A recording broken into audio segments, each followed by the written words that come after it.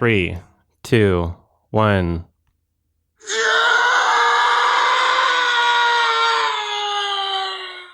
That was a quote from Serial Mom. I'm Adam from Your Movie Sucks. Hello, this is Sardonicast, everybody. What? I'm Ralph. Did you hear it? Yeah, I'm Alex from RRR. I didn't hear whatever that was. No. It was just silence. Damn it. Oh, okay, funny. Well, I'll post you the link in chat. Sometimes Discord automatically removes sound. I played a thing off my phone, so I'll let you react to it. We'll pretend. Okay, yeah, this is an awkward intro, but whatever. It's happened many times before, and that's part of the charm. What's happening with my internet? How come I can't? Can't. I'm offline. I'm talking to you right now. How am I offline? I can hear you. Yeah. What the hell? You're there. What? Who? Yeah.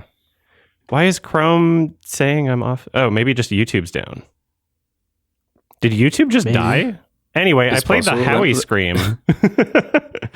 I played the... Oh, yeah. Oh, okay. What the fuck is wrong with YouTube right now? That's so annoying. It's up on my phone. This site can't be reached. Yeah, it's working for me. What the fuck? Weird. It's just... Oh my god. My Twitter doesn't work either. What the hell? You guys can hear me. I clearly have internet. That's Is it going to suddenly drop? I don't know how that would make sense. This is making me want a Howie scream right now. Yeah, I'm on the same computer that I'm talking to you on.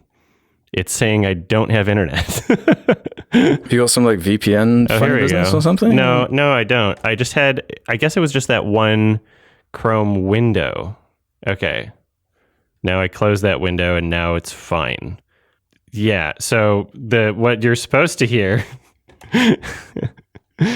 just there, you can listen to it. There it is. Man, I used to be able to just play things off my phone and you heard it. I think there's on Zoom and Discord and every single application, there's some things where it'll think it's background noise, but it's not. And I had it at a good volume too. Yeah, well, there's quite a loud sound effect. I don't know why it would do that. Yeah. Anyway, you can laugh now. See, there you go. Perfect. Thank you. I'm Adam, and I think did Ralph? Did we? Yeah, I already said we already introed, but we can do it again if you make you happy. Who are you? I guess I'm Alex from RRR. Yeah, you guess. All right, fuck I'm this Ralph. shit. We're gonna talk about RRR. RRR. Oh. Fucking furries, man. That's how you Rise, say it. roar, revolt. Yeah, apparently. Yeah, as the title says. So we have a particular history with this director in the sense that unlike, 99.9% of people talking about RRR, we've actually seen another film from him. And Bahubali. Yeah, Bahubali. He is the Bahubali guy. The most he is the random chance that we would have seen it because Yeah. I just recommended that on a total whim. It just looked interesting and funny. Yeah, it had a great title. I think that's really the reason why. And the poster and everything, and it had a really high rating, or has a really high rating on IMDb and everything. Yeah, and so does RRR. People love this movie. But we weren't that hot on Bahubali. Yeah. No, not really. Yeah, and to be honest, I can't really remember that much about it. I remember the crazy action and the battle scene towards the end, but I also remember being bored for a lot of it. It was very boring. Yeah. But yeah, fast forward to that was 2015, I think, Bahubali at the beginning.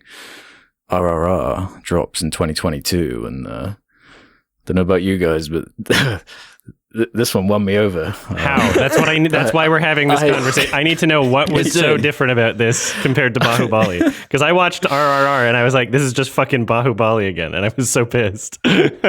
See, that's the thing. There was something about it. I thought the action was better. I thought just everything about it was better. It was clearer. The characters were better. The motivations of everything was better. Just more consistent in what it was trying to do. And more entertaining in what it was doing. It seemed like it had a way more kind of consistent tone to me. I would say there's probably less boring scenes. I think I gave this one a star higher than Bahubali, but it's still like, it was like I wasn't watching anything for the most part. I was just so not impressed by anything that was happening. And it's particularly frustrating because, you know, everybody's going crazy over this movie. And I'm just like, this is exactly everything that I've already seen that I go out of my way to avoid when I say I don't like Bollywood movies, even though it's not a Bollywood movie and it's Telugu, you know, even though it's from a different part of India, it's still the same, you know, the same goals and sensibilities of like, oh, wow, we're doing something like crazy and over the top. Like, I'm so unimpressed by it. Yeah. Yeah. Well, that was the thing, though. I went into it way more expecting to feel that way, especially like with what I'd heard you guys say about it on the podcast and stuff, and watching Bahubali and not really connecting with it. But yeah, it was that first action scene, I guess spoilers for RRR, the big scale action scene with the guy in the like compound that's like surrounded, and it's like, it's got such a scale to it, and like the action is so like fluid and clear and like wacky and crazy, and it's like all these insane stunts going on. It's like so creative and fun, and the pace is just so insane, and it doesn't let up. That's not even like the best action scene in the movie, because that for me was what was really selling me on it, was like just these these over the top crazy action scenes, all kind of like earnestly presented. And like the melodrama was like just that right level for me. Like I just wasn't feeling it with Bahubali. It wasn't connecting in that way. But the whole like the brothers and like these layers of like undercover operatives, and it's like this epic scale, and yeah, well, you know, like when the title card comes up after that like bridge action sequence, it's like it's like such a different experience. 40 minutes through the American movie. movies. Yeah, well, I mean, it's a long ass movie. It's like 3 hours, 7 it's minutes needlessly long. long. It is kind of too long. It is inexcusably long. Yeah, that would be one thing I'd say against it, is it's a bit too long. And the same way I say the Hobbit movies are too long or indulgent. Yeah, it could have been shorter. I mean, the opening credits were like, weren't they like 5 minutes long or something like that? Yeah, the credits like lead just the like movie the opening in. credits. Everything was just too long. Yeah, it's like, that's a little too much. I mean, Into the Void, the credits were 30 seconds. It's a very different movie, but you know what I mean? Like, it's like, it could be cut down a little bit. It did feel a little indulgent. I don't know. Well, here's the thing. Like, a thing can be that long if I'm enjoying it the whole time. You know, you brought up Gaspar Noé. Like, it's hard to keep that credits up. are 40 minutes into climax, but I just love what I'm watching. I connect with it more. I get what it's going for more. Yeah, it's hard to keep it up for 3 hours. Whereas with this, I'm just like, I don't understand. If everybody loves this movie so much, then why has nobody been talking about every other like big budget Indian movie that's just does the exact same things for all this time? Like, but have they done them like this? This is exactly what I've experienced already. I'm kind of in the middle of you two, you know, because I see what Alex is saying. I really appreciate the stunts and the action. Like, that stuff is really well done. But I'm also on Adam's side, where I'm like, I wasn't really connecting to the story. Like, you know, I don't really see how it is that different from Bahubali. It's really not that different. Or something like that. I just found it way more consistent. More consistently insane.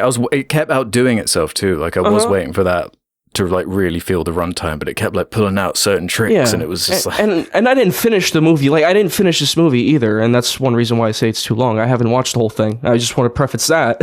But, you know, from what I saw, it's like, okay, it's like kind of the same. Yeah, I want something like a little more subtlety, or, you know, drama.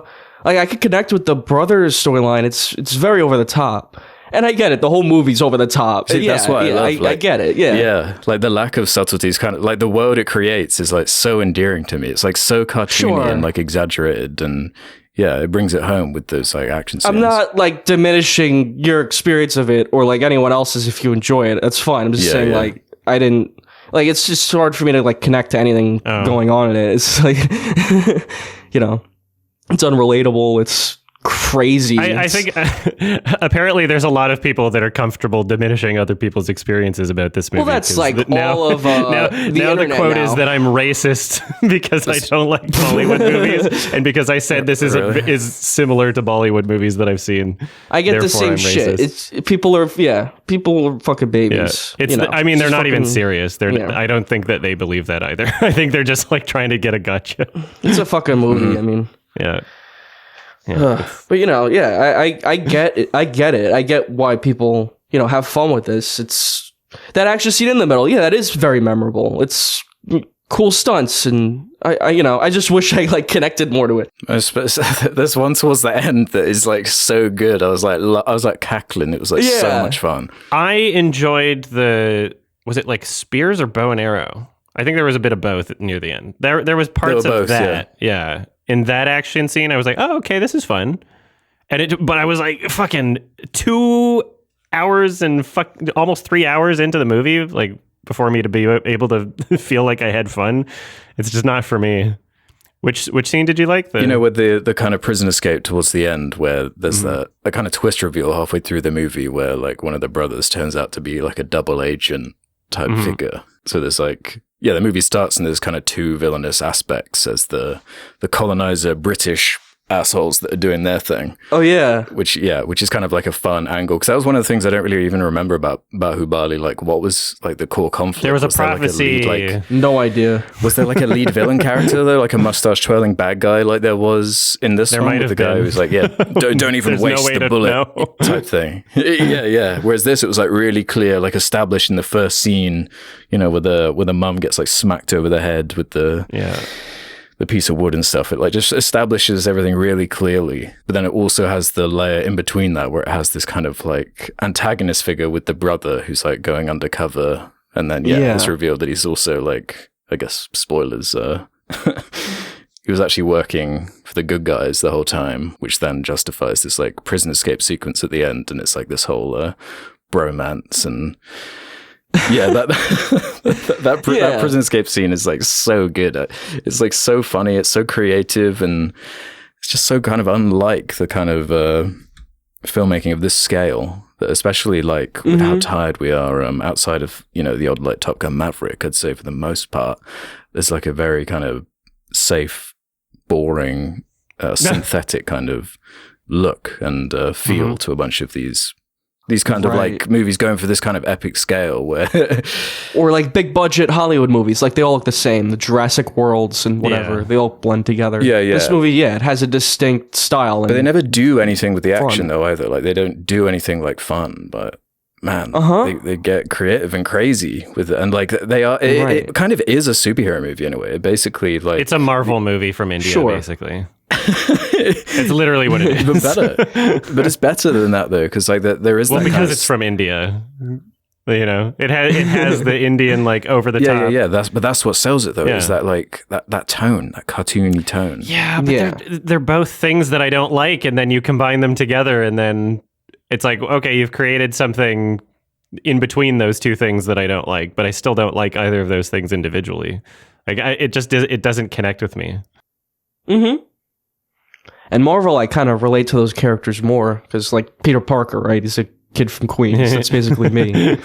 So I like relate to that. Me. And there's like, that's literally me on this. So like, there's a bunch of like characters like that, like all the superheroes. Like some people connect to Captain Marvel, whatever. It's like hard to connect to this insanely wacky situation of like the brothers and the cover up. And it's like really wacky film. And if you like that, like God bless you, like enjoy it. It's just hard for me to get into. I think you're racist is what's going on. It's not that it's hard to get into. I think you're racist, obviously. Yeah. When there's just no stakes, or like when you don't feel stakes personally, it's hard to like, I didn't give a shit about anything that was happening. Even if it's like really well choreographed, like I appreciate the craft of it. And and Alex, you're in the majority. Like, clearly people love this movie. If I said this on Twitter, I'd get fucking shit on. So that was the thing. Like, I didn't feel the stakes in a Bahubali, but I felt the stakes here. It was like it was like just the right level of simplicity for me. Where it's like the daughter gets kidnapped, so that's like the goal for like the first half of the movie, and then it shifts to more of the whole like rebellion, taking down the colonizer angle thing, and bringing that to a T. I find it very distracting, and it negatively impacts my experience being able to follow along to a story and soak in the narrative when things are dubbed no matter what language you watch it in. So you watch it in the original language Telugu, and we had this exact same issue with Bahubali. Even if you watch it in the original language, half the scenes are dubbed because they just filmed some of the scenes in different regions with different languages. And there's only... And instead of subtitling it, they just always have it. Every single language track is dubbed no matter which language track you watch it in. And that pisses me off, and it's distracting. I'm like, why are you doing that? I don't like the dub. Yeah, I was going to ask about that because... it's like those old spaghetti westerns. Like the spaghetti westerns back then, they speak like Italian, and then they talk English. No, I watched it on Netflix, and it doesn't have that original Telugu option for some bizarre reason. I watched the original Telugu and it's still dubbed in like half the movie. It's so frustrating. But does it have like a better ratio of like yes, a bit of stuff like recorded on set and like you can actually tell less is dubbed. Okay. But there's still that'd probably be a preferable version, and I find that strange that it isn't like on Netflix. But to be honest, I didn't watch that version, and after half an hour, I kind of just got used to it. Just reading the text anyway, because it's so cartoony and over the top that it didn't even really matter that much to me, that side of it.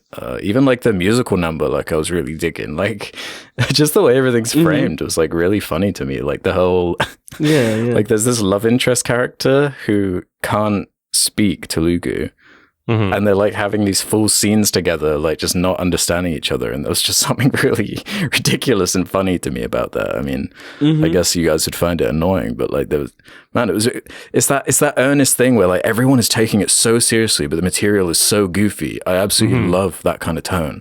That makes it 10 times like funnier and more entertaining to me, instead of like, you know, the nudge nudge wink wink at the camera type self-awareness thing. We're so used to at this point. You know, the movie does feel kind of earnest and genuine, which I do think people connect to, rather than, the kind of cynical, self-referential humor that's become so accustomed in, like, Hollywood movies now. It's so tired that you see in Free Guy and Deadpool. Yeah. So, it's cool to see something genuine and, has a style, has cool visuals. There's actually thought put into that. Oh, God. Oh, God. Sorry, I opened my notes. I am really sensitive to like fake sounding instruments. And I'm like, okay, this is a huge budget movie and you're still going to do MIDI trumpets? Like it's so irritating to me. It's literally like nails on a chalkboard. So I don't understand how people are like, "Oh, you're just supposed to enjoy it." Like, no, that's like literally it's triggering to me. Like fucking keyboard trumpets. Like, holy shit. Jesus, why do you... Yeah, I'm trying to look up the budget. And, you know, it's hard to translate. It's a big budget for an Indian movie. Yeah, their currency's different. It's 5.5 billion INR. I don't know what that is. Yeah. Yeah, I don't know what that translates to. Yeah, no idea. There's a lot of... But yeah, I think it's like one of the most expensive. Did you not like the musical number scene then, that whole, the dance sequence? By the time I got there, I was so fucking checked out, and I was like... just irritated. And I don't know, like it didn't distinguish itself much at all from other dance numbers I've seen in Indian films. It was just like, oh, okay, this is on the checklist, you know. There's American films have their own checklists, and I'm just as irritated by checklist scenes in American films. This is just a different checklist, and I've seen it before. Maybe a lot of other people that love this movie have never seen such a thing before. Cool. This is something I've seen before, and I'm just irritated by it. I don't like checklist movies. It's frustrating to me. Yeah. I just it's weird that they Oscar nominated it, but I guess they felt obligated to give it some sort of a nod because so many people were expecting this to like actually have multiple nominations. Jason Blum tweeted that, mark my words, he was going to bet that RRR would win Best Film at the Oscars. This was before the nominations were out. Yeah. And that's what he literally said that. And then he promptly deleted the tweet. And apparently there's a lot of people that believe that. I'm like, what the fuck? Like, I don't know if you feel that way, Alex. Like, you just enjoy the film. Like, I don't know in what world people think that the Academy would nominate this for Best Picture. Like, what the hell are you smoking? Like, I don't understand these people. Like, the movie's just so epic that the Academy would nominate it for Best Picture? Like, that's what they do? This is reminding me a little bit of that discussion we had for, was it Mission Impossible Fallout? A little bit, you know, where like...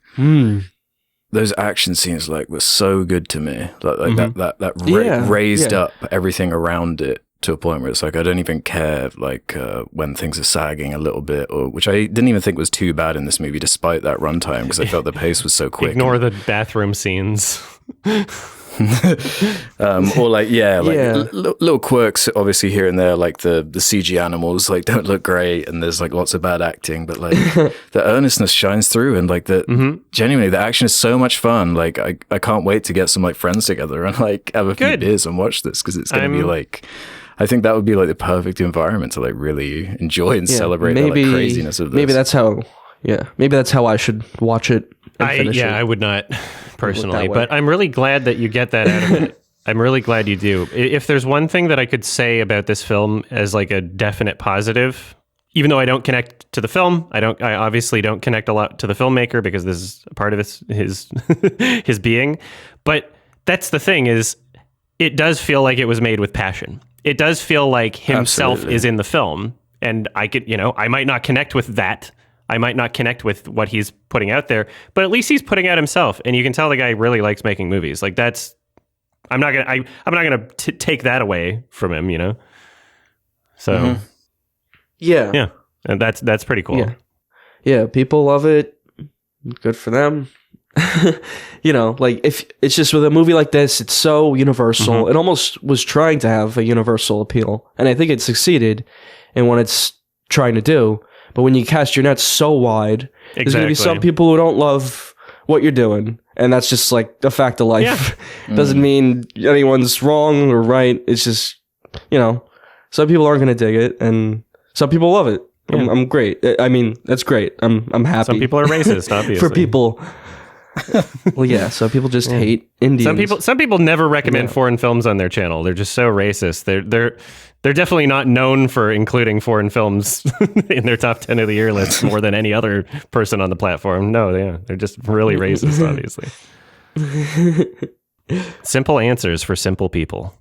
Yeah, it's a weird one, because like, man, I didn't connect with Bahubali to the point where I didn't even watch like the sequel, whatever, because that was only like half the story, wasn't it? Like I just who cares if you don't finish the story?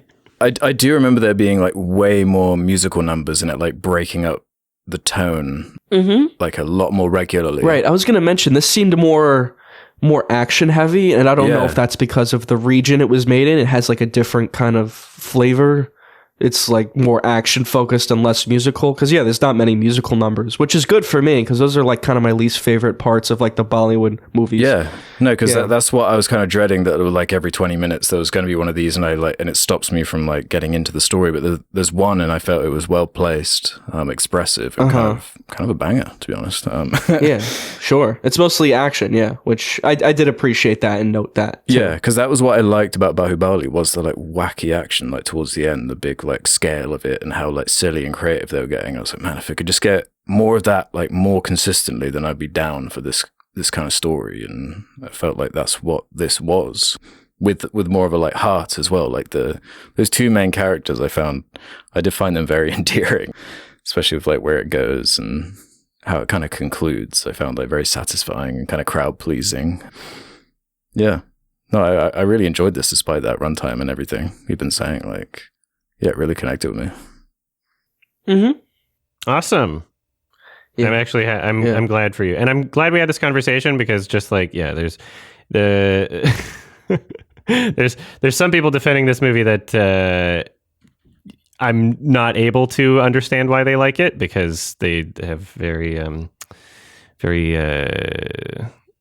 I guess just a simple understanding of the world, and not understanding that other brains exist, whereas like you are capable of understanding that other brains exist. Yeah, because I saw some people saying like, oh, you just got to switch your brain off, which I find to be like I don't find that a compelling argument. Not at all the time. Don't experience the film with your brain. I didn't feel like I had to do that. I was getting enough from that action. I thought the framing of everything was just simple enough, just engaging enough to get me in. I understood the stakes. I liked those main characters a lot. I liked the emotion they brought to it. The actors were clearly really loving it and were really selling it to me. And yeah, man, if you like just wacky, big scale action scenes, like it really delivers on that front to me. Awesome. I'm giving this one 1 star for each R in the title out of 10. Yeah, I'm not going to rate it because I didn't finish it. Who knows? One day I'll finish it, it'll click with me, and I'll be like, wow, that's the greatest movie ever. Yeah. Maybe. Not sure. I wound up rating it for most of the runtime. It was like hovering around a like 7 out of 10 for me. But that whole prison escape sequence was like I was like I was loving it. So I actually bumped it up to a 4 star for me. Yeah. Awesome. All right, let's talk about. We also saw another film that was in theaters called M3GAN, and it. How do we feel about it? Everybody? It's Blum, Jason Blum. Technically. Who said RRR should win Best Film. Up there with M3GAN. Oh, well, M3GAN is this year technically, so it can't be nominated for Best Film. Did Jason Blum produce this? Yeah, with James Wan, right? Yeah, it was Blumhouse, right? Yeah. It's I think, Blumhouse, they're I'm doing a pretty lot of sure. collabs now. I think they're actually just going to merge studios or some shit. It felt like a Blumhouse. Maybe. Well, like Universal. This feels very much to me like a kind of Black Phone situation where it's like this horror film that's coming out. There's a bunch of like positive buzz for it, and then I watch it. And I don't get what the deal is with this. I was like bored out of my mind. I could not I couldn't figure out the tone that it was going for, or like what it was really trying to achieve. It really kind of pissed me off. It is kind of fucking boring. Yeah. Yeah, it's insanely boring. I was kind of waiting for the malignant sort of moment where it would click or something wacky would happen, but that never comes. Yeah, that absolutely does not happen. Yeah. Here's the thing with Malignant. Even in the first half of Malignant, and I'm going to try and say this without spoiling Malignant, but even in the first half of it where the tone is confusing and it's like, okay, what are you really going for before it really clicks? Even within that, there's like good directing, right? Whereas M3GAN, zero semblance of like being a competent director to be found anywhere in the entire film. When every single performance is that bad, it's not the actor's fault. When every single performance in your entire film is that bad, it is not the actor's fault at all. That is a shit director. Yeah. Well, yeah, Allison Williams is a good actress. Yeah, so yeah, not in this one. I didn't think she was terrible in this, but not in this one. Yeah, it's like the Malignant moment isn't really here. I guess it's like when she's dancing in the hallway toward the end, but that's in the trailer. It's like a 1 second the TikTok dance. Yeah, that is the moment. Yeah, it just seemed like it couldn't decide what kind of horror movie it wanted to be, because you could imagine like a really kind of self-aware, dumb conceit with this movie, because the whole thing is like, it's like a toy company that's building this lifelike doll, which in and of itself just like, it doesn't make any sense, to the point where it's like, okay, so this is already so stupid that I'm not going to buy into it unless you are kind of a bit more self-aware about it, or find some fun angle, some kind of Chucky-esque angle to take with it. But it doesn't.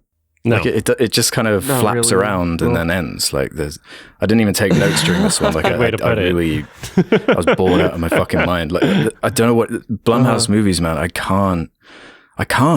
Yeah. But outside of Get Out, like I really don't like them. Yeah, and like Whiplash. Exactly. Yeah, and Whiplash. Yeah, God, that's so strange, isn't it? The least Blumhouse.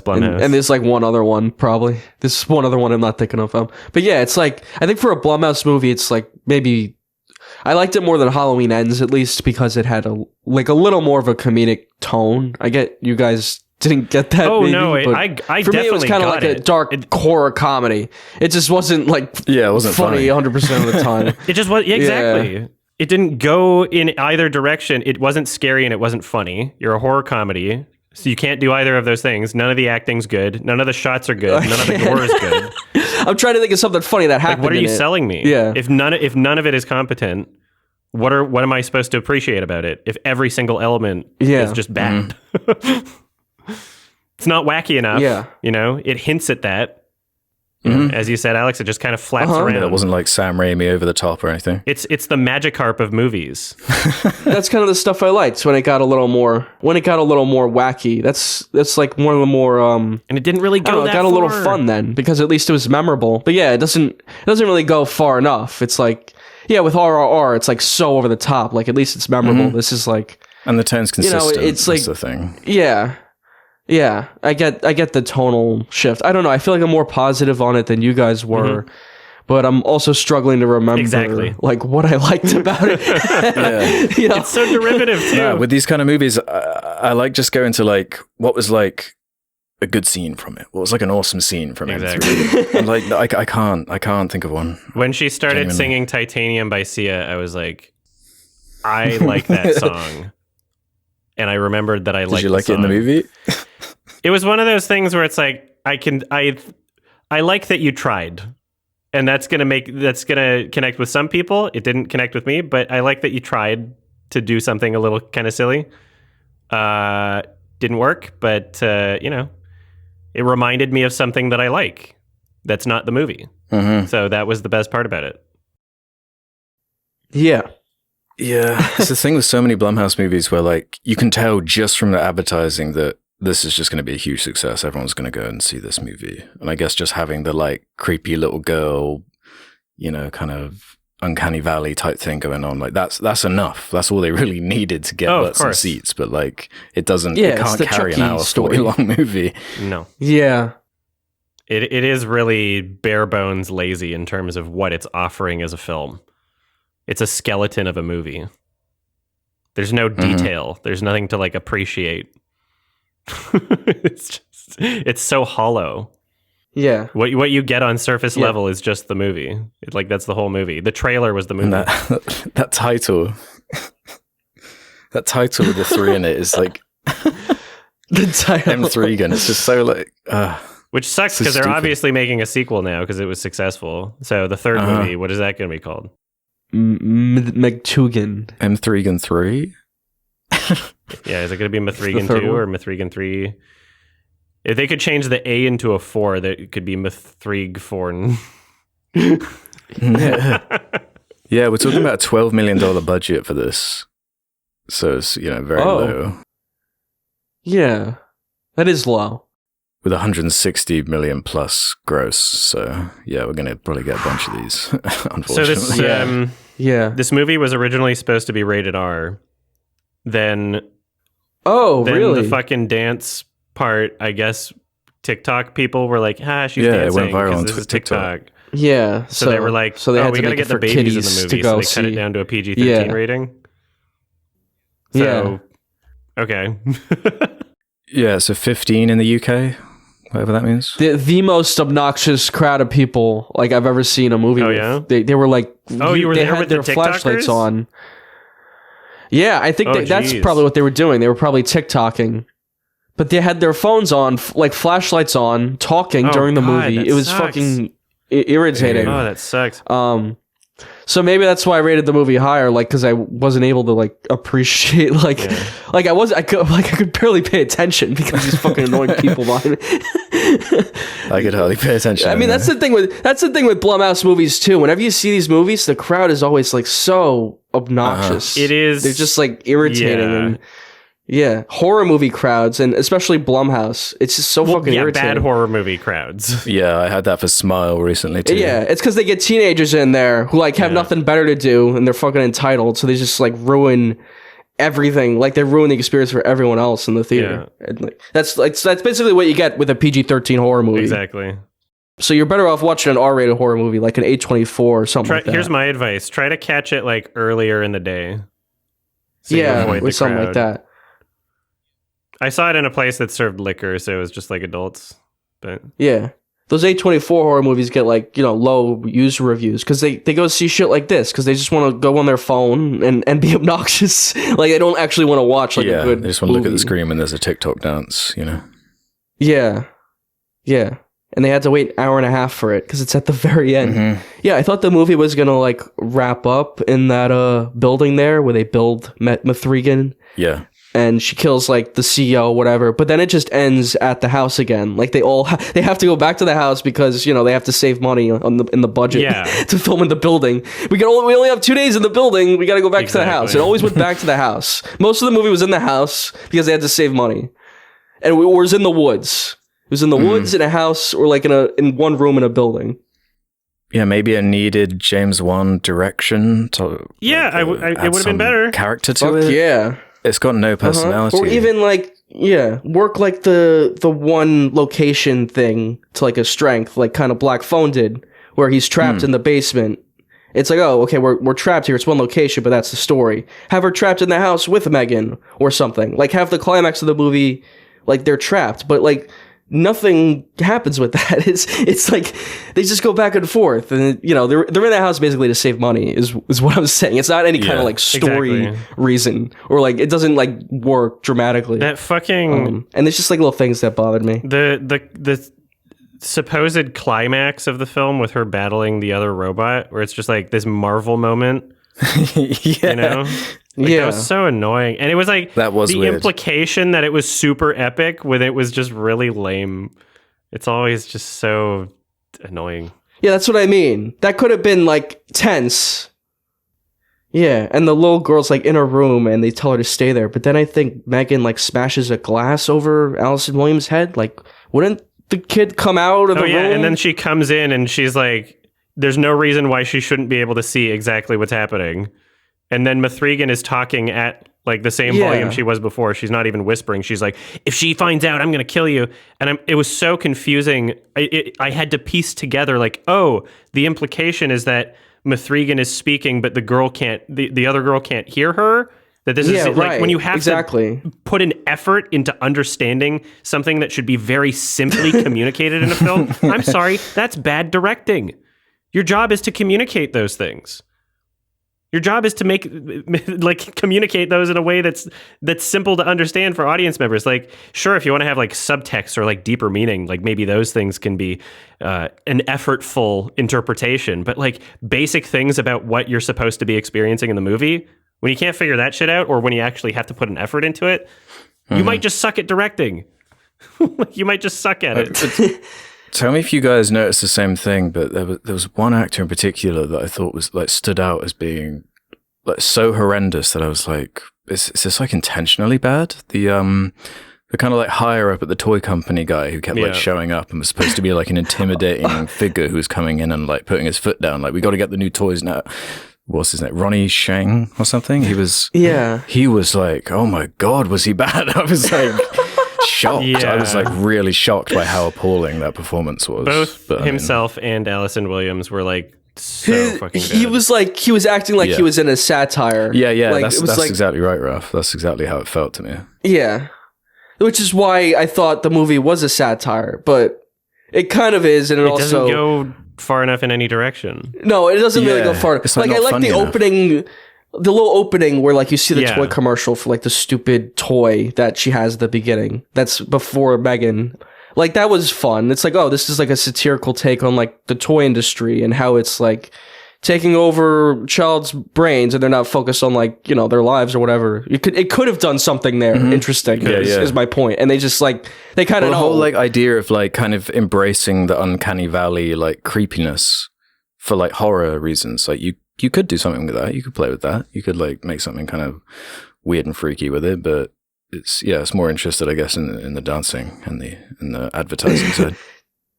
TikToks, and just being like a conventional horror movie with the jump scares, with the kills, and it's super lame. I don't know. I rated it positively. I guess.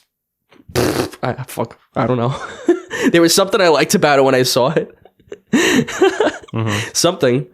was something I liked about it. And maybe it was like the child psychology angle.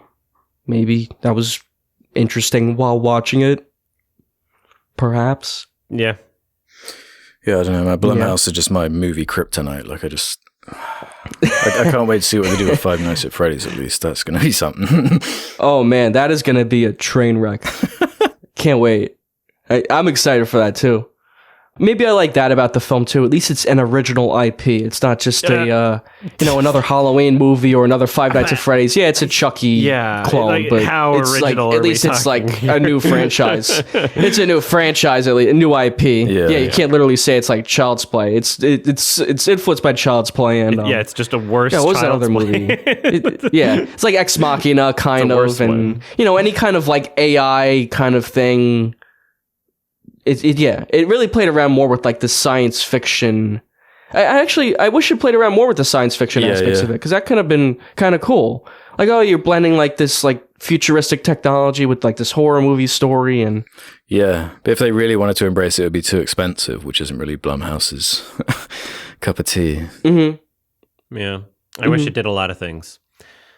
I like they killed the kid. That's about it. Giving this one a M3GAN out of 10. Yeah, this was a 1.5 star for me. Like, yeah, I'm aware Blumhouse they just don't really connect with me, and this one definitely didn't. Wish James Wan maybe could have directed it. Maybe that's what it needed to sell the goofiness a bit more, or bring some kind of character or charisma to it. But yeah, just awful all around. Well, I gave it a 3 star. I clearly saw something in it. I'm not gonna argue with you guys. I don't want to. It's pointless trying to argue with you. You hated it. That's fine. Yeah. I clearly saw something in it. Just take the same concept, give it to someone with talent. You've got a better movie. It's as simple as that. You need a better story and a better script. And a better director. It's just weak in the elements that bring it life, and so it didn't have a life. Sweet. I guess it's time to talk about the movie that was recommended last episode. Serial Mom. As a Serial Mom. Serial Mima. Mum. Serial Mama. Serial Mother. Yeah, as you said. From 1994, and it's directed by John Waters. So yeah, I recommended this movie. And the first thing people are going to say, like, why didn't you recommend Pink Flamingos? It's like the Pink Flamingos. I think why didn't you recommend Pink Flamingos, Ralph? Did we see Pink Flamingos? I think Adam saw it. I've seen it. I actually watched Pink Flamingos and Serial Mom for this discussion. So. Oh, yeah. Great. Nice. They're very different movies, I feel. They're both weird. They're both definitely made by the same director, but they have very different styles and tones. And I'd say Serial Mom's more like of a conventional movie that like I could actually have more of a discussion about. Like, I feel like I could talk more about a movie like this than something as out there as like Pink Flamingos. Well, yeah. But yeah, I really like this movie, and the conversation about Pink Flamingos is more about the director anyway. And you can like still have that conversation talking about one of his other films. What I'm curious about, Alex, and the shock value. Have you not seen a John Waters film before, and that's why you watched Pink Flamingos? No, that was the main reason, because I'd always been meaning to get round to Pink Flamingos, but never really found like an excuse to. And he'd always been there, kind of in the background, like that random cameo in Jackass that he has, just hearing about him here and there, and he's like an important figure in film. But I figured, getting in with Pink Flamingos, because that's kind of the most well-known, is infamous the right word? It's notorious, infamous, sure, yeah. Notorious film, I don't know if I could bring myself to like recommend that. it's really fucking out there. Exactly. But that's cool. Yeah. So basically, for those of you unfamiliar with John Waters, he's a director that just kind of really enjoys getting reactions out of people. He's like, you could call him like a little bit of a troll in that sense, but there's this disgust factor that he finds very amusing that he just puts in his film. Like, he wants to do something and show you something that you haven't seen before in a way that does push boundaries. And that's what he's really good at, is just making something, outrageous. And, Pink Flamingos, it's not like a well-directed, well-filmed movie, but it doesn't need to be, because it's just doing like really fucked up shit. That's part and of that's its why he charm. fits in with the Jackass crew, is because that's also a different type of that art form, is just the laughter in that outrageous element of like, oh wow, they just did that, like, ugh, or trying to make people vomit. Like, he's happy if you tell him that you vomited watching one of his movies, he would love that. Exactly. And it came close for me in Pink Flamingos. Yeah, sure. He finds really weird like subjects for his movies, and he likes those weird kind of characters and exploring them. And they do these shocking things. And when they were marketing Pink Flamingos, they didn't really show footage from the movie so much. In the trailers, they were showing footage of the audience in the trailers watching the movie and being shocked and like being revolted by it. And that's how they marketed the movie. I think that's part of his appeal. Is like that shock factor gets butts in seats. People wanted to see it at some point. What's the tagline for Pink Flamingos? Is an exercise in poor taste, which is a good way of putting it. And what an interesting concept. Like, it's really unique and does bring out like an emotional response from you. Cause like, some of the stuff is like genuinely like gross and disgusting. And it's like part of the story of the film too. So it's like, a whole experience to it. Mm-hmm. Yeah, definitely a groundbreaking, boundary pushing film and director. Yeah. That's a good thing. It's like, aside from like saying it's like shocking and what, like, I don't have much to say about that, you know? Whereas Serial Mom, I feel like I have a lot to say about, starting with like the way he filmed this movie compared to Pink Flamingos. Like, Pink Flamingos is like rough, really rough cinematography.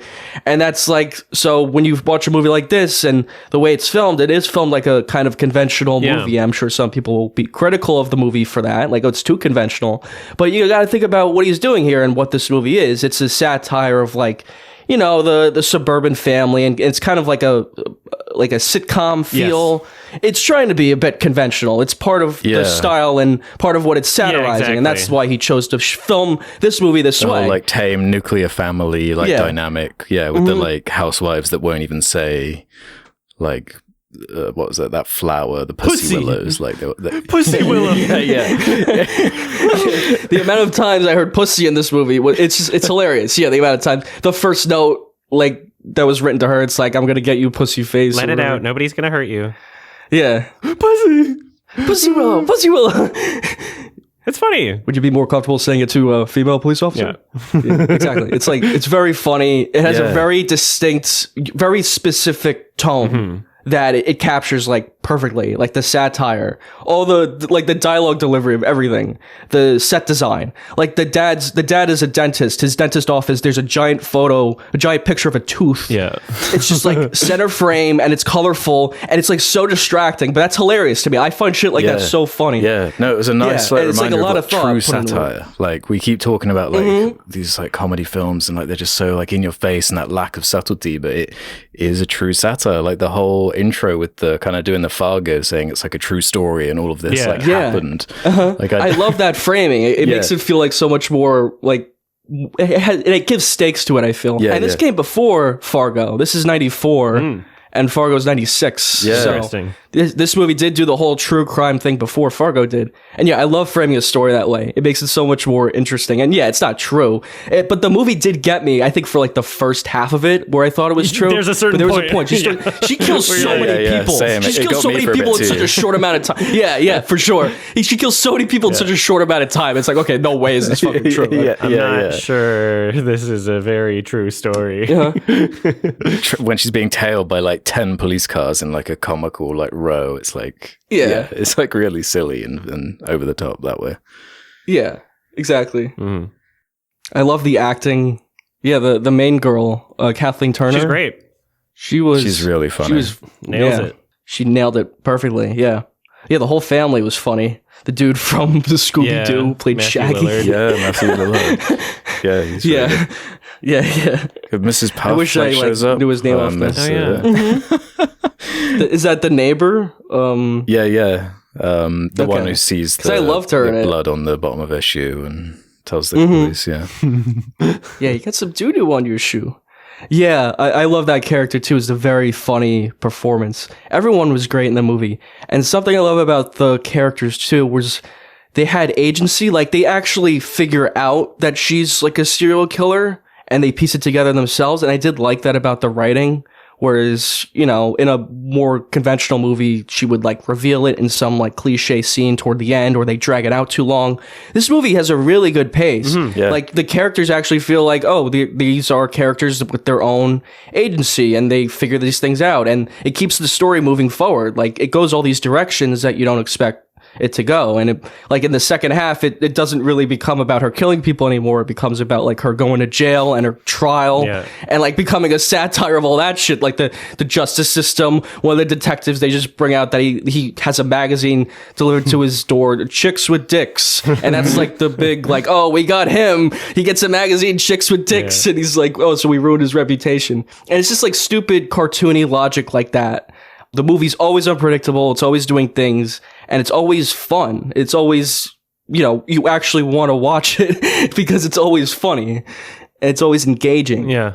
And that's all really I could ask for a comedy. Yeah, I love this movie. I thought it was great, especially the second time.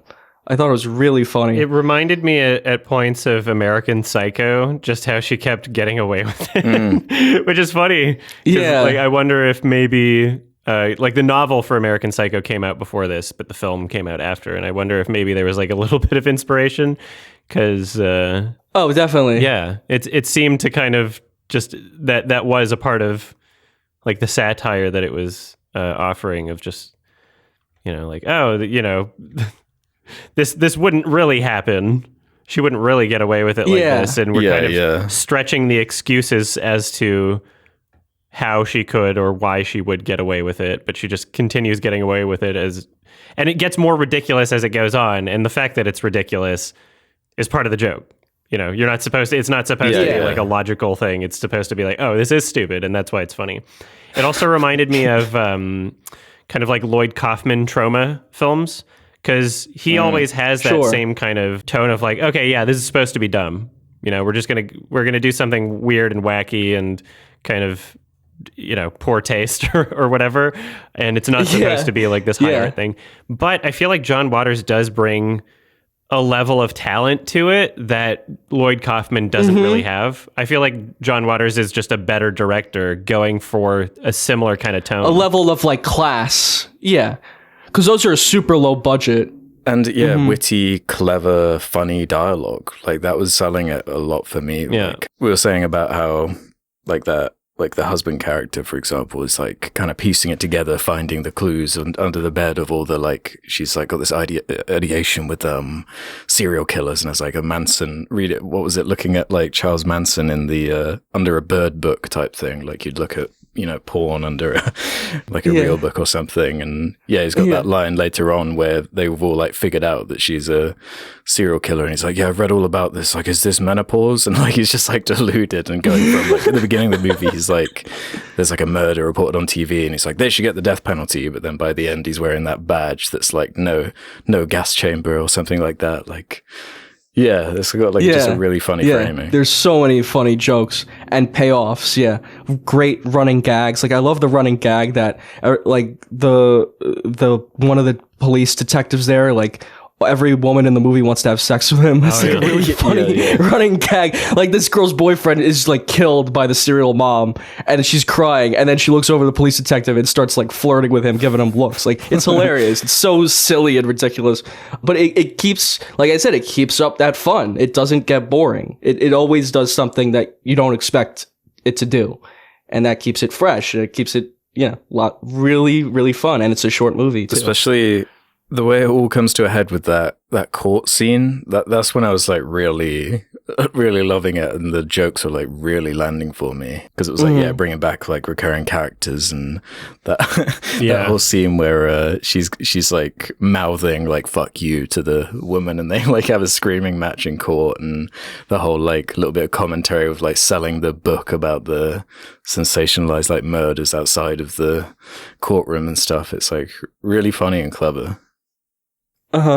Or just her motivations for killing people, like one woman doesn't recycle, so she's like, and then the two garbage men are like, someone should kill her. I'd give her a smile. It's so ridiculous. Or like she like loves birds and she sees like her neighbors eating chicken wings and it's like close-ups on them like eating chicken. It's a visual gag too. Like that scene needed to be directed a certain way to have an effect in it, and it did. Like it was very funny. Even her beating that lady to death with the lamb chop or whatever, and it's set to Tomorrow from Annie. You had to coordinate the scene to sync up perfectly. It's like this is a director who has a vision and wanted to do these very ambitious set pieces, and it works. And I love comedies especially that do that. They have like these great directed scenes like that. Yeah, and it feels like it has kind of like a theatrical sensibility to a lot of it, in terms of how it's written and especially how it's performed. It feels like a very kind of like almost leaning towards theater rather than film in a way, if that makes sense. Yeah, I think that's kind of the satirical. Yeah. You can tell it's directed by a super gay man. Yeah. And the kind of exploitation gross stuff is still in there. Obviously not in the same way that it is in Pink Flamingos, but you got the bogies on the baby and the whole licking feet, the dog licking that woman's feet while she's watching. Yeah, what the hell was that? It's so bizarre. Just little reminders, yeah. Yeah. That was really funny. Oh man, there's so many jokes in here that were just great like that. Yeah. Mm-hmm. There's a couple. I've written down a couple funny parts, but I mentioned at the beginning the fucking Howie scream. This might be like one of the earliest examples where it almost seems like it's put there ironically, right? Like it seems to know just how silly that is in its usage, which is funny because the inverse is the Wilhelm scream that in the 90s.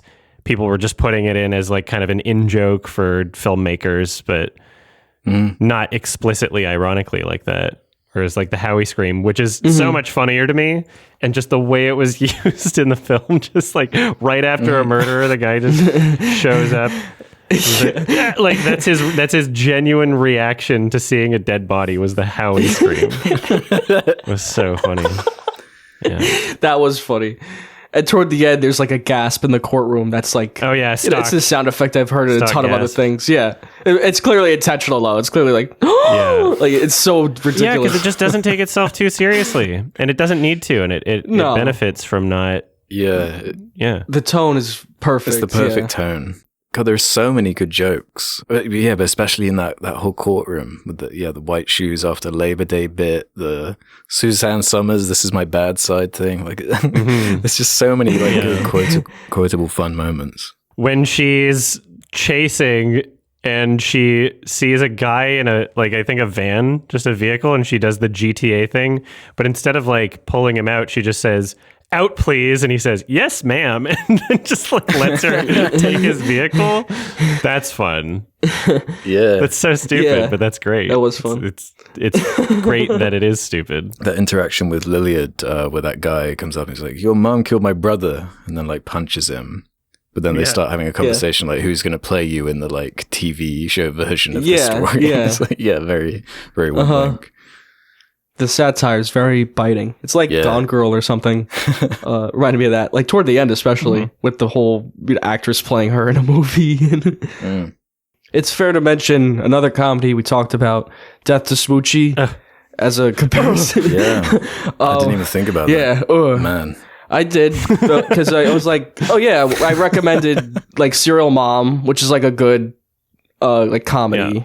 And we just talked about a really bad comedy. I was trying to think about the differences of why this one works and that one doesn't. Yeah, that's a good point because that was a totally failed satire, wasn't it? It was utterly a failure in every way. Contrast. And part of it's it's just a much better story. You have the serial killer mom character, which is it's an archetype that I think a lot of people would know. It's the mom who's controlling, obsessed with her family, wants everything to be perfect.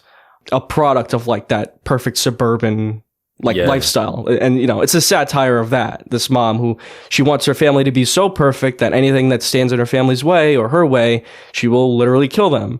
And she also is kind of nuts at some point. She just starts killing people for random reasons. But it's I actually understood what was happening. And there was pacing and progression and like I said, conflict. The other characters figure it out and they try to fight back and the story's changing constantly. It's not just one thing the whole movie. Yeah. It's not her killing people the whole movie. And just Death to Smoochie did not have that. I had no fucking idea what was happening that movie. It's simple what its goals are. It's easy to understand what it's trying to do and it's not pretentious and it's immediately captivating. You never get the impression of oh yeah, we think this part's supposed to be funny. This is, you never get the impression that it's insisting upon itself. Whereas Death to Smoochie was kind of oh God, just predictable. Isn't this even wacky? The lines in Death to Smoochie were predictable. And then just everything, it was just so difficult to care what the fuck was going on. It's also short and sweet. It knows when it's extended its good length comedic chops, everything it can do. Yeah. And another good sign of the satire being biting is The O.J. Simpson like trial was like a few months like after this came out. So like, yeah, I was thinking about that. It's around the same time. Yeah. I didn't know exactly when, but yeah, it's definitely around the same time. It's clearly a satire of that. And yeah, it's like actually what happened. Yeah. Yeah, now that I think about it, yeah. That's, he got free. It's prophetic. That is funny. Yeah, that it predicted that. Mm-hmm. Yeah, it's yeah, I kept thinking about the OJ thing during it. It's a nice, good, just fun film. Like I after I watched it, I bought the Blu-ray. I was like, you know what? I will take the Blu-ray, please. Collector's edition Blu-ray. And maybe I'll see some special features, and maybe I'll put it on. See, this I would put on for some like drunk friends or whatever, you know. I would put this on for a crowd. What about Pink Flamingos? Would you put that one on? For the right people, yeah. Yeah. Not everybody. It's not as broad. I'm glad we talked about Pink Flamingos too. That was, yeah.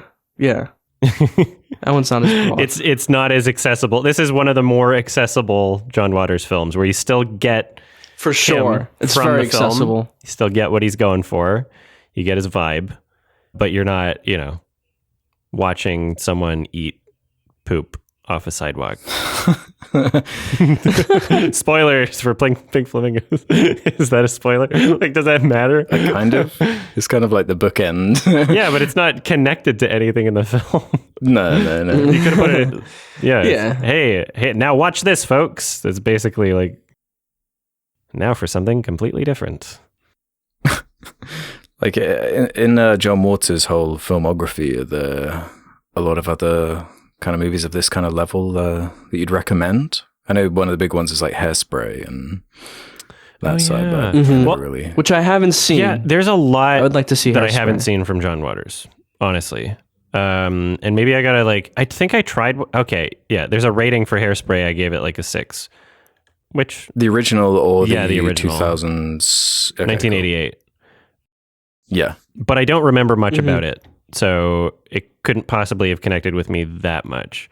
Let's see if because there's supposedly like Pink Flamingos was the first in something he calls the Filth Trilogy or something like this, which sounds interesting. Yeah.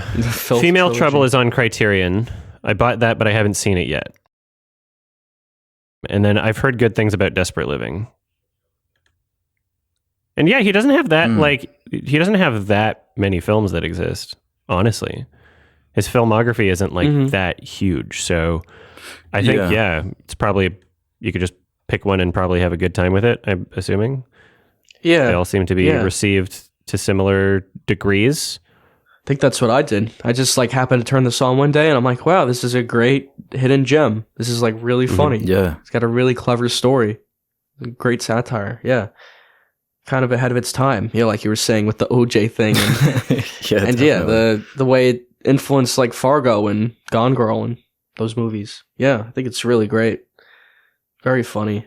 Yeah, just like predicting that whole like total obsession with true crime, which is still like true to this day with like that Dharma show. And it's just such a like popular kind of inherently exploitative kind of genre, which is just rife for like comedy and mocking. Yeah. Yeah, you know, you're right about that too. Matthew Lillard's obsession with like horror movies and blood. That's like a whole running part of the movie too. Just like, I guess, this underlying sense of like, there's like these deep-seated violent thoughts, I guess, in their family and like in general, like suburban families. Like it's all pretty on the surface, but really deep down, they're all like violent and, you know, like they have their, you know, their hidden violent urges that are like suppressed and ready to come out. And I think that's really what the movie's about. And I can really connect to that to a certain extent. Like the daughter character who like is like loving all the attention and like posing for the paparazzi and stuff. And the fact that like everybody's like a fan of her. Like, oh, you're killing people, but you're a mom? Hell yeah. Like, just disregarding the people's lives that she's ruined. Just like, oh, sick. Yeah. That's so cool. Yeah. I want to get a photo. Yeah. Serial mom. Just writing books. Yeah, at the end of the movie, she's chasing Scotty, and everyone helps her. Like, oh, come on in! in! Oh, you're cereal mom. Come on in! Yeah, we just let that guy in. Yeah, people are cheering when he's on fire on the stage. Yeah, exactly. He's like begging for help. I love that character too of Scotty. He's just like a kind of a red herring, a comedic relief. Yeah. Like the scene where he's like jacking off or whatever. It's like so over the top to see where he's masturbating because it's like these ridiculous motions of like yeah, it's like ridiculous. And yeah, it's like to set up that we think the serial mom's gonna kill him, but they don't, and they walk in and he's like jacking off ridiculously. Even like the sex scene. No, like, that was funny. Absolutely fucking ridiculous sex scene in it. Yeah, it's like ridiculous high thrusting. Yeah, there's clearly another person helping funny. for the shot. Yeah, he must be on some kind of rig or something. Impossible position. Yeah, I was trying to think. It was really interesting watching this after Pink Flamingos because I was just in terms of like pure business. How do you get a film kind of this scale made after something so kind of out there like Pink Flamingos? And there was like some little nuggets I was reading. Like apparently there's a scene in the church in Serial Mom where like that was apparently like quite difficult to get like a location for because of like his notoriety and like the baggage that comes along with his name. Yeah, I can imagine. Wow, but they clearly managed it. Yeah, big Pink Flamingos fan there at the church. Yeah. I don't know. Yeah, that's great. Yeah, I don't think it had a huge budget. It was very modest for the time. Mm-hmm. I can look it up quick. 13 million. And was a commercial flop too. Oh, was it? Time too. I'm not surprised. Yeah, I don't think many people saw it. 13 million budget, million. 7 million gross. Yeah. But it's gone on to be a cult classic, I think. So it's one of those. I hope it provides some passive income for me buying the Blu-ray. I hope John Waters looks at my Blu-ray purchase and he's like, "Thanks, Adam." Yeah. My best friend, John Waters. I'm sure I'll get a piece of that. Yeah. I have a couple. Yeah. There's lines that I just wrote down as part of my notes just because they're so funny. I like when they called her Joan Wayne Gacy. I thought that was funny. Yeah. Yeah, that part at the end with the white shoes after Labor Day, just the specific exchange being, "No, please, fashion has changed." "No, it hasn't," and then just kills her. That was fantastic. Yeah. That was so funny.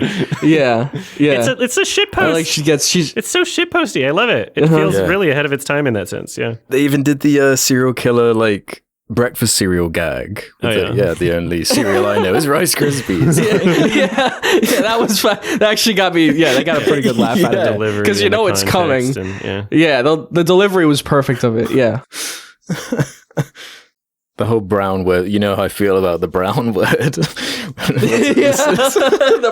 the brown word. Oh, there's so many good fucking guys. That whole Fabergé egg thing. I don't know. It's just just mocking that whole pedantic housewife type thing. Man, it's just so clever. Yeah, it's so great. Well, I guess that's it. I guess that's it. Yeah. Unless I don't know if there's anything more you wanted to talk about with Pink Flamingos or something, Alex. Or I kind of enjoyed these films an equal amount, but for completely different reasons. Mm-hmm. You were saying Serial Mom is way more of a conventional movie, it's got stars, in it, and more of a story, more of a actual framing. But Pink Flamingos is probably more unique. I've never seen anything like it. Yeah, sure. Just that absolute dedication to the poor taste shock stuff that there's a scene, I guess spoilers, where they're going around this house because it's this competition to who can be the filthiest in town. And there's this scene where Divine and the son character are going around this house licking everything and dribbling on everything in the house. And something about that was one of the most viscerally disgusting things I've ever seen.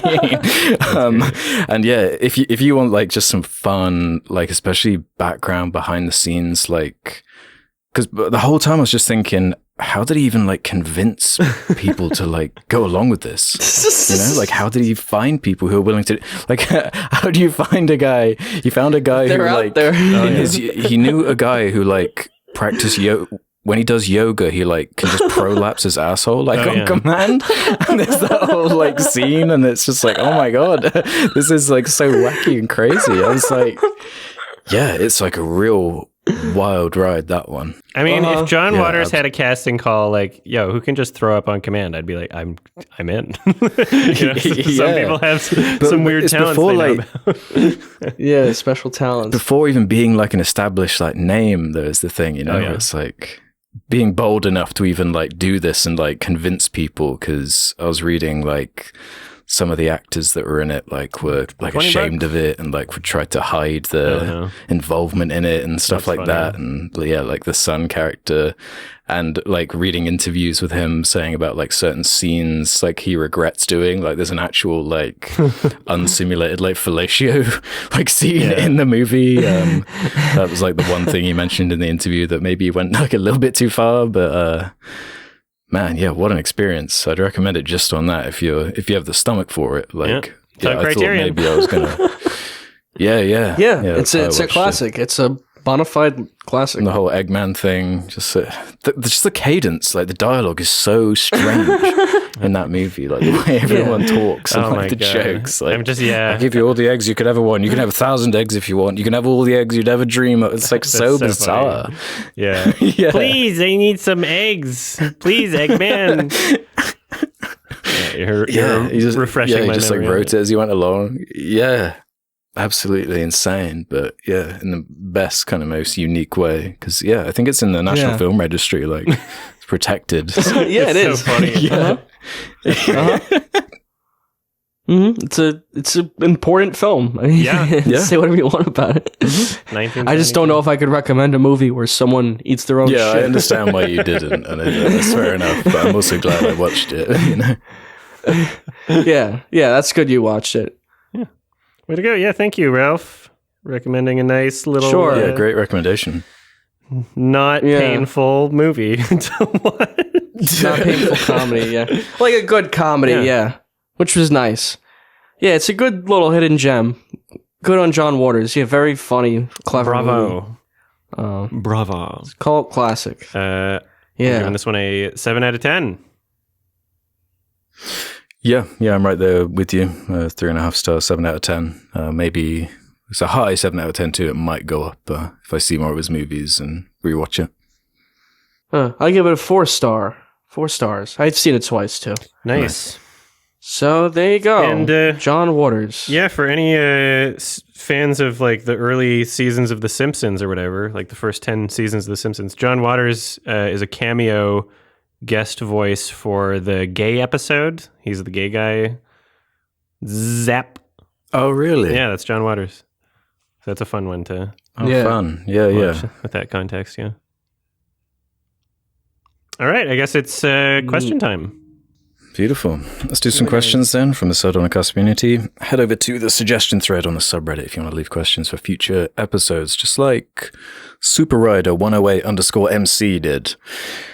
Kind of an unusual one, but we might get some fun responses. What were some of the weirdest and or most memorable experiences you've had with fully costumed characters, whether it be at an amusement park, conventions, or elsewhere?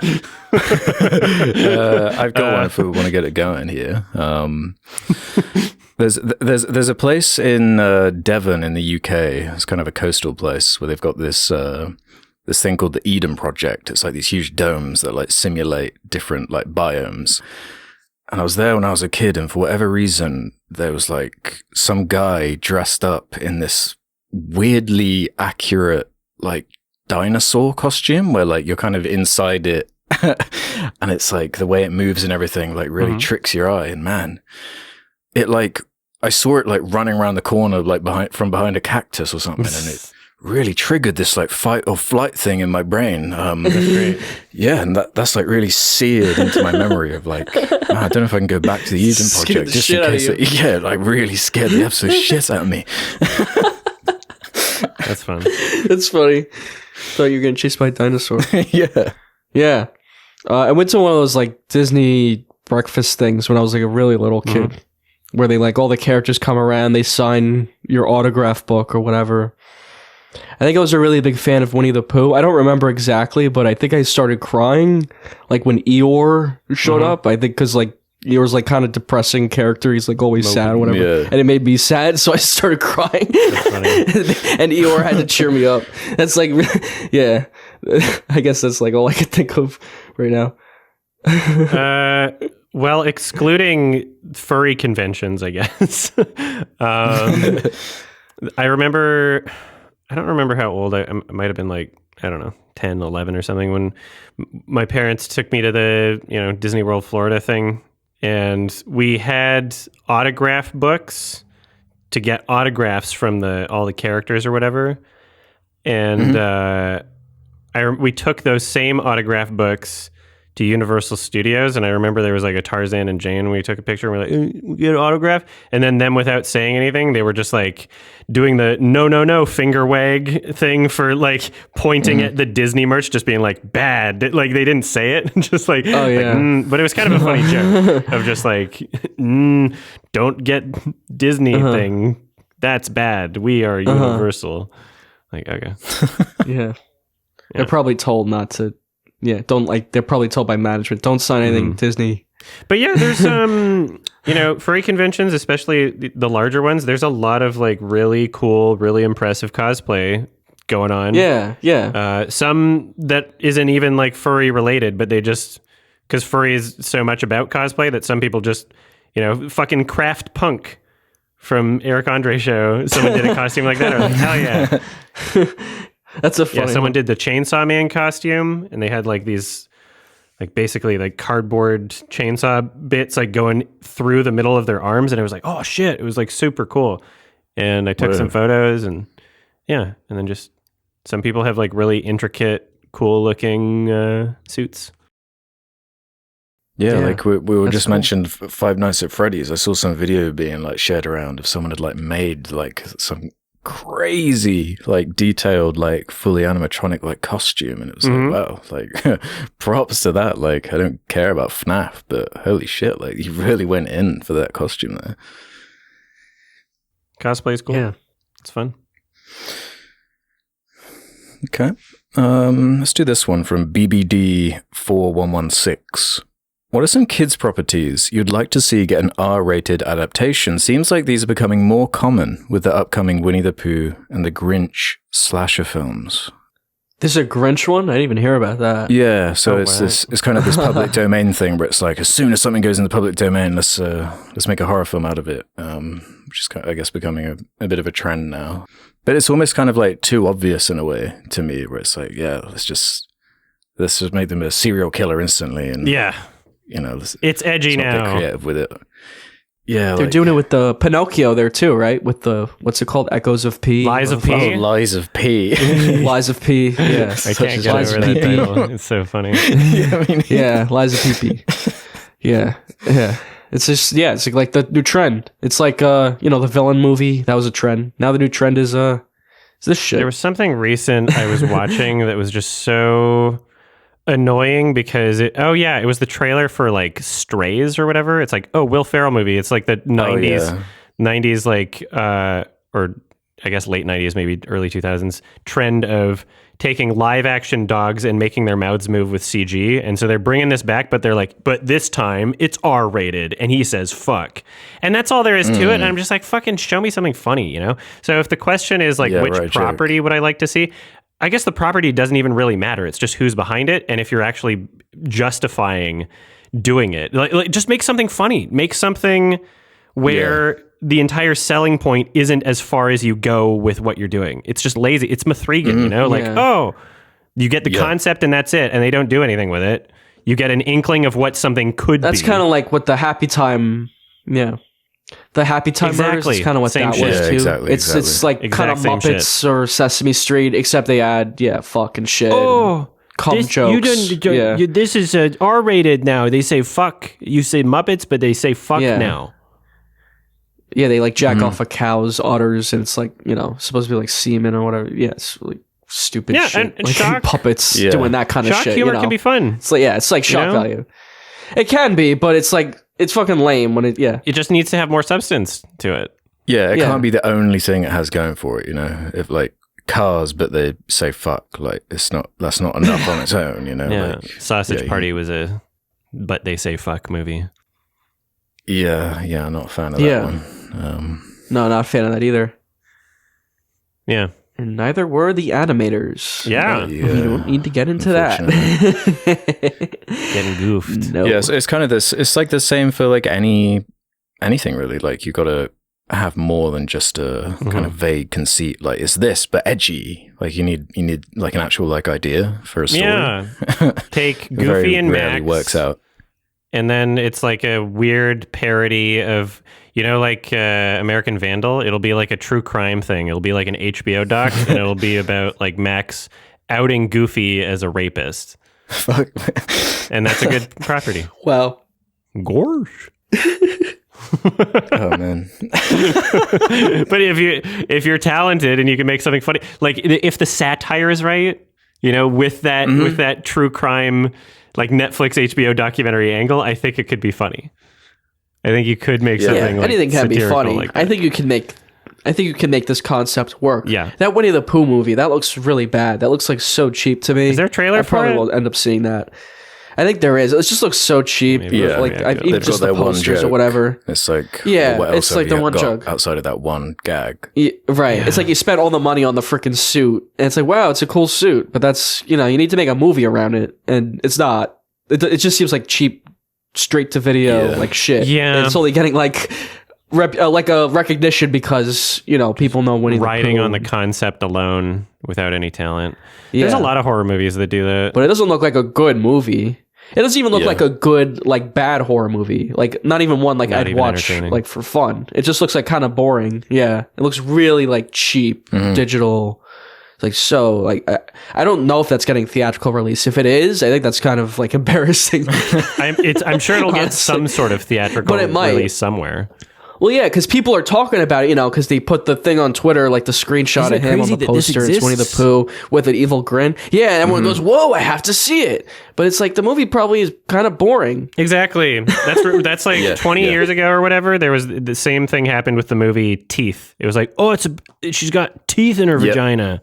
God, and then the movie was boring. And it was like, okay, time. you just wrote on the concept and it was successful because of the concept and that's it. You didn't do anything with it. You just, the shock value of this exists, and then the whole movie's boring, and it's just like, okay, you didn't do anything. Man. Yeah. God, yeah. I actually watched that entire film as well. Yeah. It is forgettable, a single frame of it until you just reminded me of it. Jesus Christ. Yeah. Yeah. I don't think I watched the whole thing. It's boring. I'm trying to... Do I have it? It is boring. Logged? So boring. No, I don't have it logged. Yeah. Like, my roommate watched it. I saw it was on. So I've seen, like, a couple minutes of it. Yeah, it was not my thing. Okay. Yeah. I guess that's that. Let's do this one from Joe Windlebrox. Do you think a VR film could work? And what form do you think it would take? E.g., if it's shown from a character's perspective, what sort of shot ideas might sprout from it, etc., etc.? I like the idea of VR for a short film.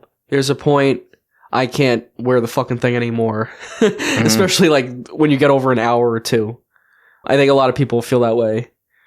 Yeah. You could do something with it. Like I saw that VR Dunkirk movie. It's like a short film. It came out like around the time Dunkirk came out. I'm like, oh, this is cool. It's got a novelty. I like it better for gaming because you can actually interact. Yeah, that's the thing where it seems like move around the environment. Yeah, there's much more of a crossover with gaming because you're already kind of exploring 3D environments, whereas films are more about, it's like predetermined shots that it's showing you, trying to tell a story with that. It's like a whole different realm when you have the freedom to like move your head around inside of an environment. It's almost not really film anymore. Like I'm having trouble. You could do VR without and still have it a fixed position though.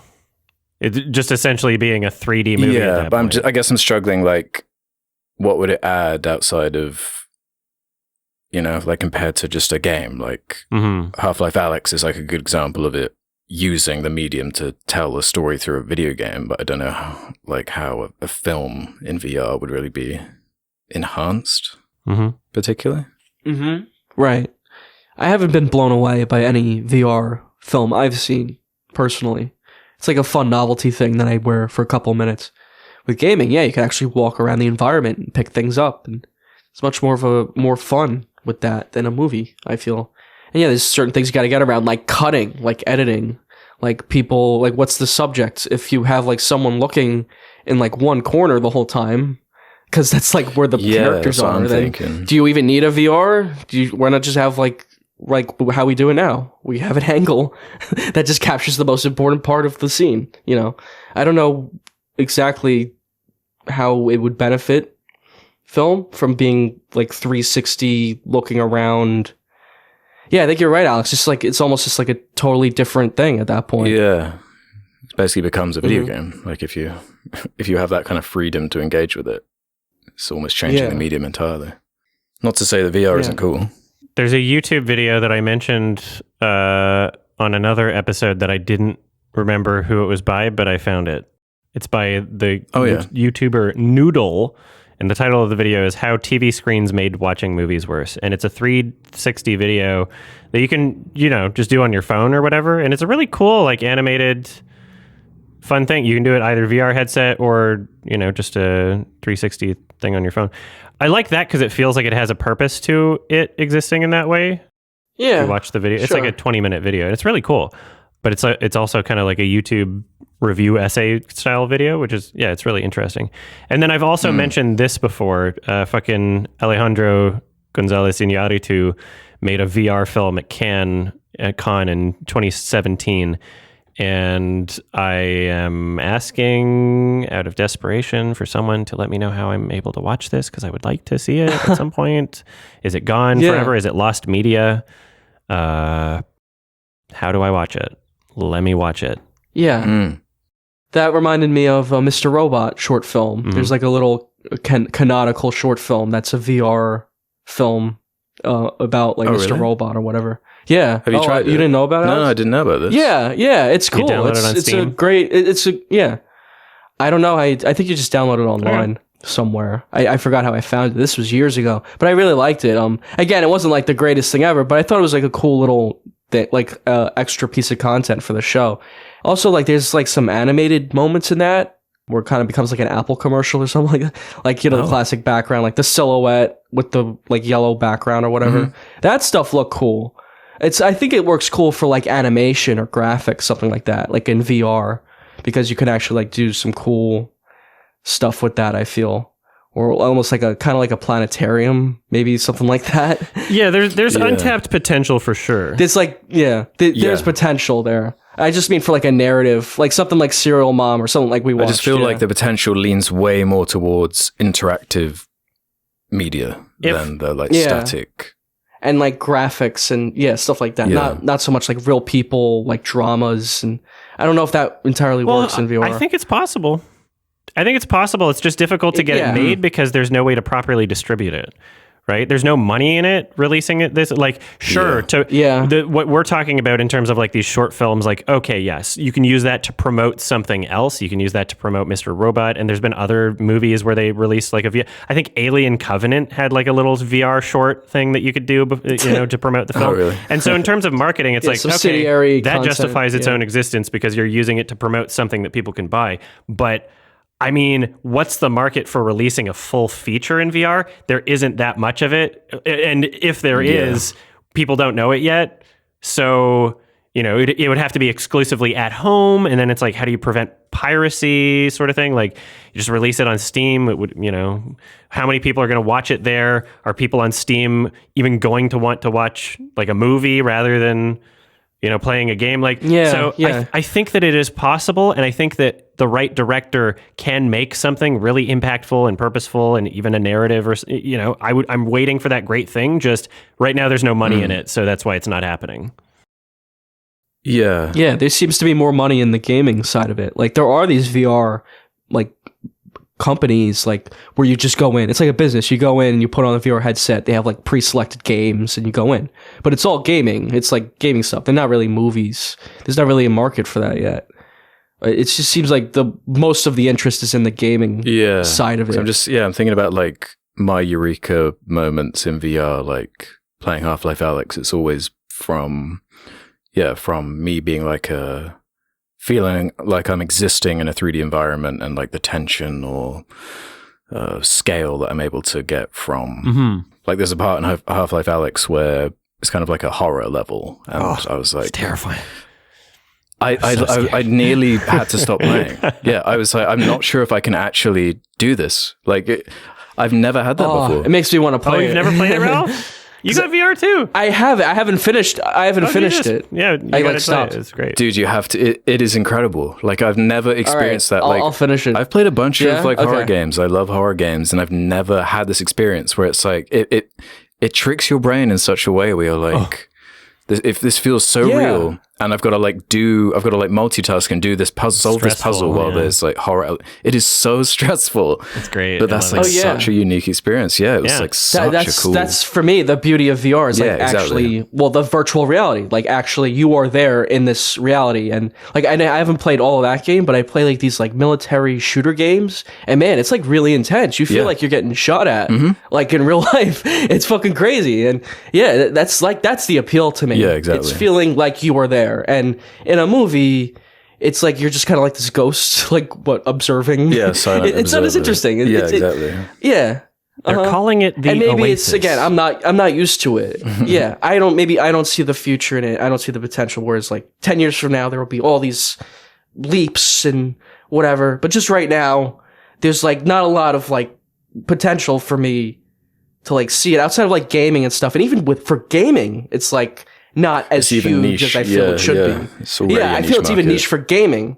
Right. Because it's so expensive. You need to be a very kind of like, very certain kind of person to like it. Because like I said, a lot of people I know can't even wear it for 20 minutes and they want to take it off. So it's some people get like nauseous. You got to get your VR legs, as my brother says. Because like, when I first started playing it, like I got these crazy headaches and like eye strain, and it was like really painful for that like first day, but your brain gets used to it after a little while. But that's kind of a lot to ask, isn't it, from like an audience? Right. Whereas a movie, you just sit down on your couch and you don't have to do anything. No barriers to entry at all, really. It's so much, yeah, exactly. Okay, I guess that was a good answer. Right. Yeah, that was an interesting Talked at length about that. Moving right along. James Mazarizi says, do you guys have faith in James Gunn taking over DC? So, this is kind of interesting. As of today, like the latest Marvel movie came out and it ain't tracking well. So I don't know if there's like a bit of a space opening up for some like creative superhero movies under James Gunn.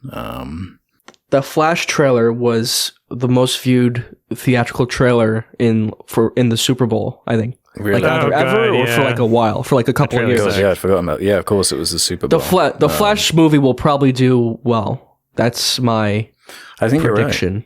You're right. Yeah, I think just having that Michael Keaton Batman is probably enough for some people. You know, like it's doing the whole Spider-Man No Way Home thing. You know, like bringing back beloved characters people like and remember burying. Right. More of a fun tone. Doesn't seem as dour as like Black Adam or, some of the Snyder cut stuff. It is really funny. I was looking on Twitter. There are like these people, Snyder fans, using kind of AI software to make James Gunn say these, like these deep fakes, making like James Gunn and Ben Affleck in like the Batman suit saying these things like, thank you fans of the Snyderverse. We will, there's like all kinds of Snyderverse kind of bullshit like that. Yeah. It's really funny. It makes me wonder if it's like a troll or something. It's quite culty, isn't it? Like it is. It's so odd. I'm like, are these people real? Like I don't even like. Are these like bot accounts? And one of them is verified. Like the one tweeting out that shit of like Ben Affleck with the AI or whatever, saying stuff about the Snyderverse. It's like a verified Twitter account, like a legacy account. It's fucking weird shit. But there's fans for it. That's what makes me think it's gonna do well too. There's like this passionate fan base for it. Whereas Marvel, I feel like especially over this past couple of years. It's kind of like what's the word? Like devalued. They've kind of devalued spread themselves. The butter too thin. Yeah. Too many shows, too many movies. Some of them are worth watching. A lot of them aren't. You know, I said last episode, The Boys, that Amazon Prime show, got more viewers than any of the Marvel shows on Disney Plus. Yeah. And that's quite a feat because The Boys is based on, you know, an obscure comic book and doesn't have Captain America in it or whatever. And yeah, they were able to compete and succeed with Marvel in that way. And yeah, I'm a fan of Marvel. I like Marvel movies, but I agree. They're spreading themselves too thin. Too many shows, and it's just too much content you got to keep up with. Yeah. Like, I like the continuity of them. Like, you watch every movie, and you can keep up with the characters and, like, what they're doing. And it adds to the universe. It makes you like them more. And there's so much content now. I can't even keep up with this fucking shit. Like, how is anyone supposed to keep up with, like, all these shows and movies? But they were also, like, when it was earlier on, they're actually, like, characters you kind of wanted to see again. You know, whereas it they were feels like the big boys. All the big hitters are kind of gone. Like I watched Wakanda Forever the other day, and it was okay, but it was like carried by a bunch of supporting characters, and it was like really feeling like it was lacking a central kind of hook character through no fault of their own, obviously. But it was like, man.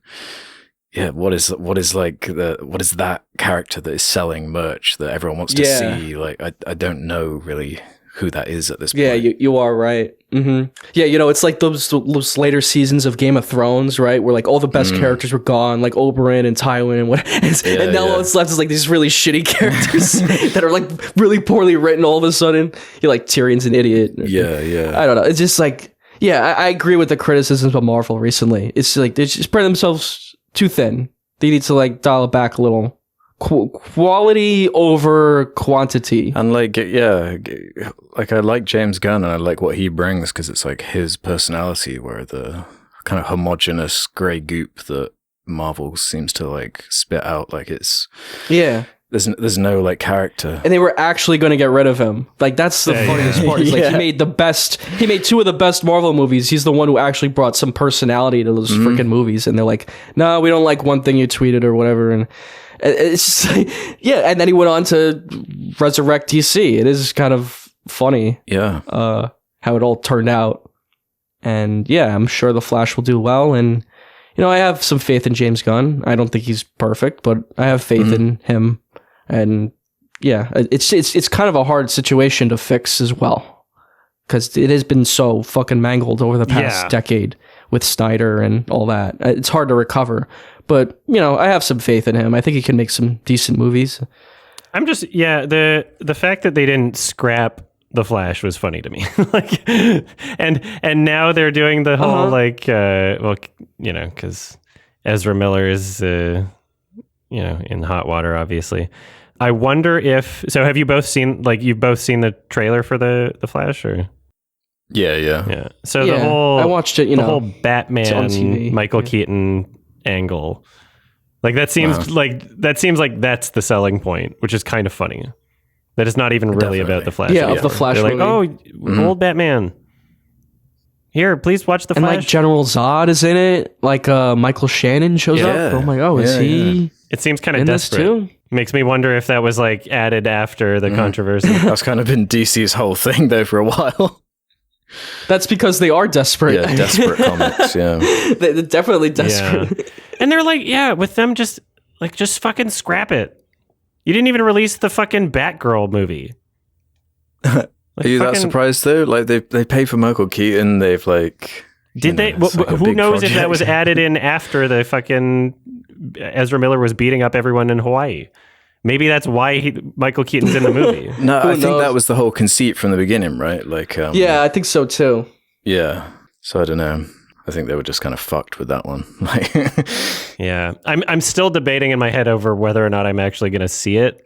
Maybe I'll just not see it right away and see how it's doing box office wise. I don't know. What, like boycott it? Or I don't just, know. Like, you just don't I'm just like, is it even going to be that funny to me? Like, is it going to be one of those movies where I see it ironically and then I'm just disappointed, like M3GAN, where I'm like, I didn't even have fun. You know?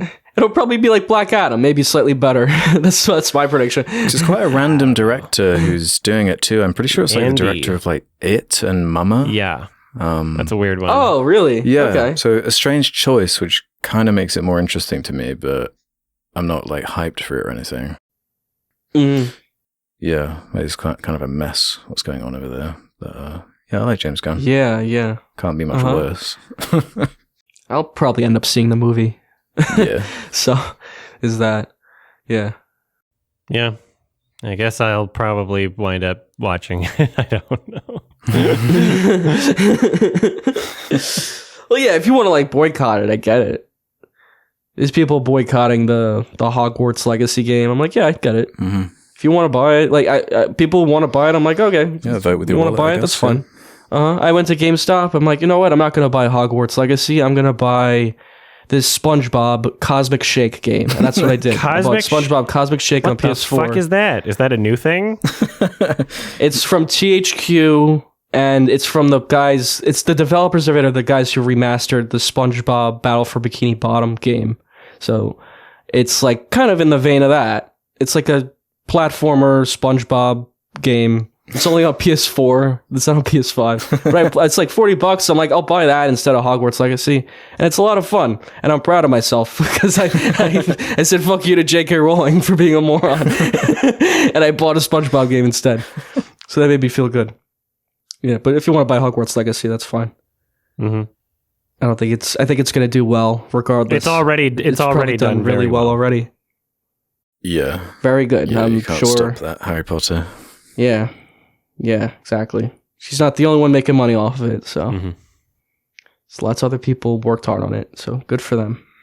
Yeah, I'm just not interested in Harry Potter. And it just doesn't. Yeah, I'm not either. Yeah, I think that's like, I'm so sick of Harry Potter. I just wish it would like. Especially like I think I saw I saw 2 of those Fantastic Beasts movies like a few years after they came out, and holy shit, they are like horrendous. I saw that first one when it came out. I remember it being okay, but I watched like half of the second one. I think that's when it really goes. Like, that was really fucking bad. The one with Zoe Kravitz or whatever. That one was really bad.